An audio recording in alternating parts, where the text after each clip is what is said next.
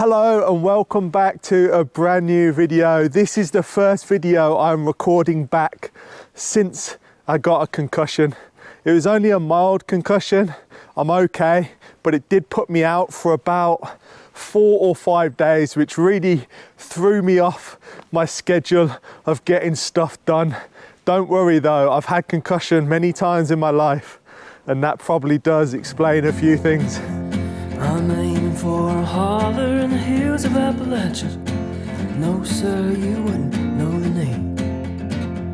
It's prettier than heaven and where I'm at the world, but it ain't got no other claims to fame.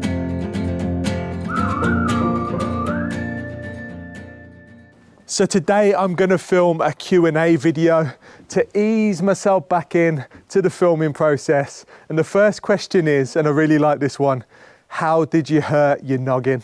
So how did I hurt my head and get a concussion? Well, it wasn't a really cool thing. I wasn't being dangerous. I was literally just stacking firewood into the trailer like you saw me do on the last video. Exactly the same, but I stood on a round stone and the round stone just disappeared from under me. And I ended up on the floor, and the ground was like a foot lower where the trailer was. So I had the 6 foot to fall of my height and then another foot of the ground, and it really did hurt. I felt it immediately and I was out, like my brain was shook. So the next question is all about this Stonehouse project behind me. And someone wanted to know what will happen if they basically deem it unsafe and it has to be completely knocked down. Well, the exciting thing is I have an architect who I've managed to contact. He seems interested in the project. He's going to come over on Tuesday, which is basically in 2 days' time. So I'm very excited. He's going to come and have a look, assess the project, give me some ideas, and basically just see what is going on here at Miracle Mountain and what this project might be able to become. So I don't want to jump the gun, because I really don't believe that this project needs to be knocked down. I think there's many things that we can do to stabilize it and bring it back to its former glory, but time will tell. I'll speak to the architect and then we'll probably get a structural engineer over, because he will have either that part of his firm, his company, or he will definitely know a structural engineer who can come out and do a proper report, and then we can move forward from then. Fernando is actually following me around while I'm doing this Q&A, which is really nice because it's been too cold for him. He hasn't been out with me for ages, but yesterday he came for a walk with me along with the goats, and today he's keeping me company while I do this Q&A. So the cats are fine. Ginjey is asleep in bed, keeping warm. So on to the next question, and that is, do we still own the smaller 5-acre off-grid property? And the simple answer to that is yes, we do. Basically, in the new year, in the first quarter of the year, I'm going to try and delegate some time to go over there and finish the things that need doing on that property. And then we will put that up for sale, because that money that we make from the off-grid property and that sale will be going into this project. So we need to sell that to be able to finish this project. So this is a really nice question. What is the decor and style going to be like with this stone house? And I don't know if you've seen before, but I will put a picture on the screen while I'm talking about this right now. Our old project that I just talked about, our old stone barn that we renovated, we put our blood, sweat and tears into that place, completely off grid, and it turned out amazingly. And that gave me the confidence to take on this mammoth project, because it is a mammoth project, but I feel that confidence. I've worked with stone, I've done all the bits that will be really similar in going into this building. Decor wise, the inside, I'd really like it to keep it a similar vibe to what we had before and what we've done before. I really like that style. It's almost like a rustic, modern mix. With this building, we don't know if parts need to come down yet, when the architect and the structural engineer has been, then we will push forward on creating a style for the outside. Do we need to take some down and put like a modern extension in, or can we rebuild with some of the stone that we've got lying behind the property? Because we're really lucky in this project that we have a lot of stone that was salvaged from the other house on the property that is behind this Stonehouse. So we can definitely use a lot of that stone to replace some of the stone that has been damaged. So yeah, there's a lot of positives. I'm feeling really confident that this is going to work out, but you need to bear with us and be patient because things don't move quickly here in Portugal. It will get done. I'm working as quick as I can to clear it all out. Hopefully I've got some help coming in the next couple of weeks as well to help me finish a few little pieces, and then I can start thinking about putting a roof on the barn so we have somewhere to store all of the lime and the materials and any tools that we use on this project. So it's exciting times, but it's a long, slow process and we're in no rush. So the next question is, why don't you ask for more help? You're doing a lot on your own. And that is correct. I am doing a lot on my own. And I think it's an autistic trait, to be honest. I don't like asking for help. I want to be self-reliant. I want to do as much as I can and learn as much as I can on my own. I'm here on my own. I'm always here and I want to learn. I think learning is one of the most valuable things in this world. You can always learn new things and that's really exciting to me. Like the amount of stuff I've learned just since we moved to Miracle Mountain. Before that, doing the other project, I learnt loads. Living on a narrowboat for 3 years, I learnt loads.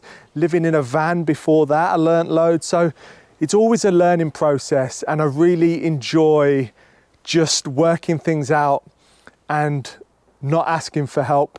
I will be getting some help on this project. I have to, it's such a big project. I can't do it completely alone.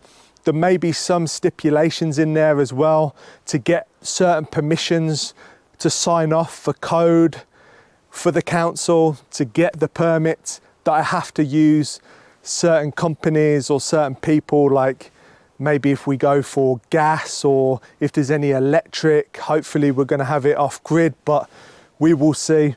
There's lots of things to think about, but I'm just not good at asking for help. I like to be self-reliant. So yesterday I drove a whole hour to a local city, to a wood yard to pick up some wood.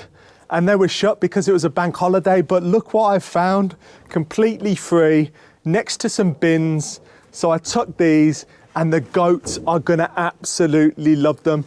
I'm gonna build them a whole play area out of these that they can jump on and sleep on in the summer. It's gonna be really nice. And that leads me on to the next question, which is, are you gonna get any more animals? The simple question is, yeah, we will definitely get more animals. I saw another comment about, will we be starting like an animal sanctuary? Probably not, but if there is an animal that needs rescuing, we would happily foster that animal. We'd love to do that. Bring the animal into our care, get it back into a good condition and find a new home. But we've definitely had a foster fail before with Fernando. We thought we were just going to foster him, get him back up to a really nice condition and then try and find him a new home. But he ended up sticking with us, and I can imagine that would happen many times with different animals. One thing we do want is a donkey, but I need to build proper fencing and a stable for the goats, and then I will make sure that there is room to expand the animals if we do get a donkey. It will happen, it's just a matter of time. Bee needs to rest right now. I'm doing all of the chores on my own and looking after the animals, and even when she comes back, she cannot lift anything for probably 8 weeks. So it's all on me. The last thing I want to do is add any more stress into the equation right now, but definitely down the line. So keeping with the animal theme, I've got a question that asks, what is the favourite wild animal that you've seen on the property? And we've seen all sorts here. a mongoose, the genets, we got the deer, we got the wild boar, loads of foxes. We even have wolves on the mountain. I can't say I've seen one, but a kind of story that I haven't really told before is that I was in this kind of area and I saw what I thought was a white fox. And when I thought about it, it was much bigger than a fox. It was grey, it was fairly tall, it definitely wasn't a dog. So that could have been a wolf. Who knows? They're very rare to see. They don't really come anywhere near humans whatsoever. So I'd be surprised if it was, but you just never know. I'd say my favourite animal, and I've spooked quite a few times, are the deer. They're just so beautiful, just seeing them graze through the property, enjoying their time on Miracle Mountain just as we do. As you know, filming is a massive part of our lives, and thanks to Filmora, they've made it easier than ever to create and share videos. And with Christmas just around the corner, they've got you covered with their Christmas effects. I love this video that Bee filmed of the goats enjoying persimmons from our forest, but I want to add some Christmas flair. All I need to do is search Christmas in the search bar of effects, and just like that, there's a fantastic selection of professional looking titles, stickers and effects to add that Christmas charm. Filmora takes the hassle out of finding the right music for your videos. Using the AI music generator, you can find the perfect soundtrack for your project in no time. In fact, Filmora has an array of amazing AI features, including AI text-based editing, which creates captions and transcripts from your video, and AI Copilot, who's your editor buddy and can answer any questions or prompts you might have. Creating compound clips of your timeline streamlines the process and ensures no individual clips accidentally get deleted.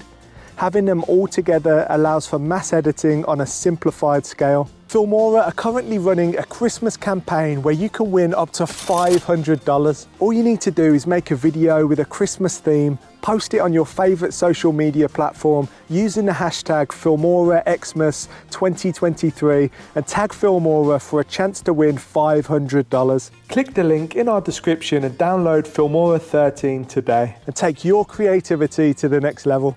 The sun is just about to dip behind the mountain, but let's talk about the lake because that is one of the #1 questions I get asked. And leading on again with the animal thing, we have like wild mallards that come and swim in the water, which is really nice. And most mornings when you come out, they'll fly off as you walk out the front door of the house. It's really cool. But there is a problem with the lake, and I'm going to explain right now. So the water down there is a few feet deep, and then further over that way, it's about 3 or 4 feet deep, but that's the max we can get at this moment. So this lake should be about 3 meters deep all the way around, and it's going to be incredible. I've already brought a Canadian canoe for when it is full, and I can't wait to go out here, stock it full of fish, go fishing, and just spend the summers swimming in this lake like it was for the previous owners. This lake has been full since the day it was built. I've looked back on Google Earth, and I think around between 2002 to 2004 this was made, and it held water ever since. You can see in the images that the water is all the way up to the overflow level. The problem is when they put this property on the market, the previous owners wasn't living here, so the caretaker who was looking after the property diverted the water down the valley instead of continuing in to the lake and then out over the overflow. And I understand why they did it, because this lake holds 3, 4, 5 million litres of water. If for some reason the overflow pipe got blocked, and there is a secondary overflow pipe for that very reason, then it could be catastrophic for lower down on the property. It could break the dam wall. It could be really bad, and you don't want that. The problem is we had the hottest summer on record in between when they were trying to sell this property.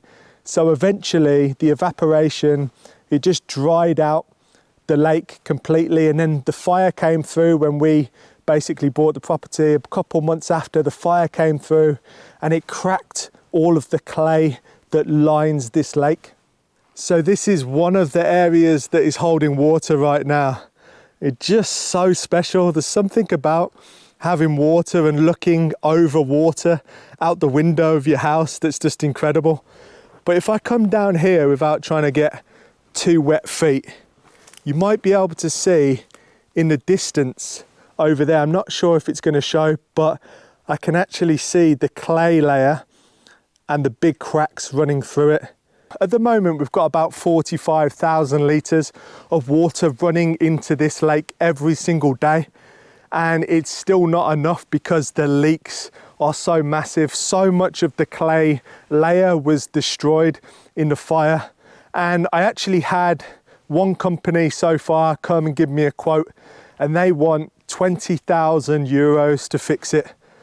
Well, that's a lot of money, and that's not money we have to spend on a lake right now, especially when we have to do the Stonehouse project to try and actually get another source of income. So I'm not sure when this lake project's going to be done, but I'm hoping that the architect that I speak to might have some contacts for other pond lake builders that can come and give me a better quote than 20,000, because clay isn't really very expensive. I know that I can source clay quite locally. I can get that in the lorry falls, but what needs to happen is this lake needs to be completely gutted. All of the stone, any plant life that has grown into the clay needs to come out. It basically needs to be completely dug out, reclayed, and then refilled. But you also have to do it at the perfect time, just after the summer, just before the rain comes, and everything has to be timed perfectly. So it will happen. I'm hopefully gonna look into getting it done in 2024. If not, it'll be the following year. And that is like my life goal, to get this lake fully working once again, get out here in the boat, because it will be a game changer. One thing that is also really beneficial to getting the lake fixed and sorted is it's such a big body of water.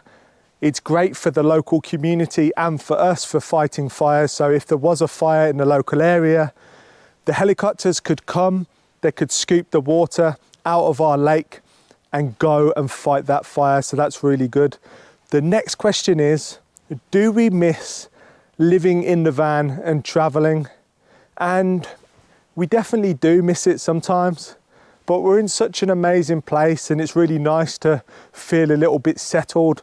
When you're traveling in a van constantly, it's incredibly tiring and draining because you basically don't really belong anywhere. You have your home and it moves, but we would wild camp, we wouldn't stay on campsites or anything like that. So that is why initially we bought the Offgrid property, 5 acres, a place where we could come in our van, dock up and just recharge and energize our batteries in the van and in our bodies as well. It's super important just to have a little bit of time in one place where you can relax a little bit. That being said, we're really happy here. We've got such an incredible place. The animals bring us joy every single day, and we can't say that we won't travel in the future. We love going on little trips in a van, knowing that we have this place to come back to. Unfortunately, we can't import our Sprinter van that we converted into a camper van to Portugal because it's got too many modifications and they won't allow the import process. So we will be selling that van soon. If you're interested, let us know. One thing that I've really found tough with van life is having a hobby. You have to find something that you can do in the van or around the van to keep you entertained. For me, just driving and sitting around not doing anything is not my idea of fun. So everywhere we went, I'd have to find something. So took up fishing, took up hiking, that sort of thing. You've got to make sure you've got a hobby and something to keep you entertained. Fernando has caught me up once again on the Explore. So that leads me on to the next question, which is, what's the weather like in the winter? Do you get snow?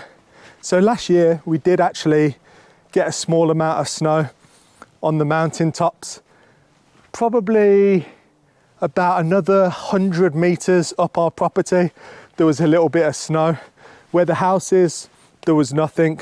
So it really wasn't really snowy at all, but it is a lot cooler here, probably by about 3 or 4 degrees than our off-grid property. So we're a lot more likely to see snow here than we are at our off-grid property, but that makes it a lot easier in the summer because it's also 3 or 4 degrees cooler here in the summer than where we were living previously. So yeah, we love it here. The climate's nice.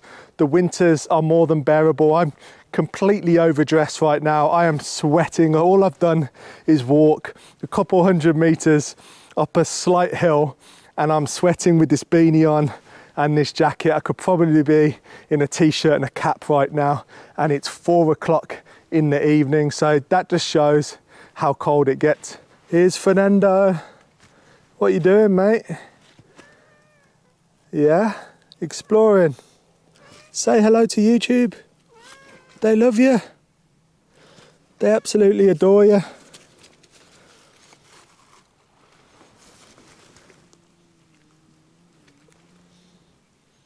You're a good boy, aren't you?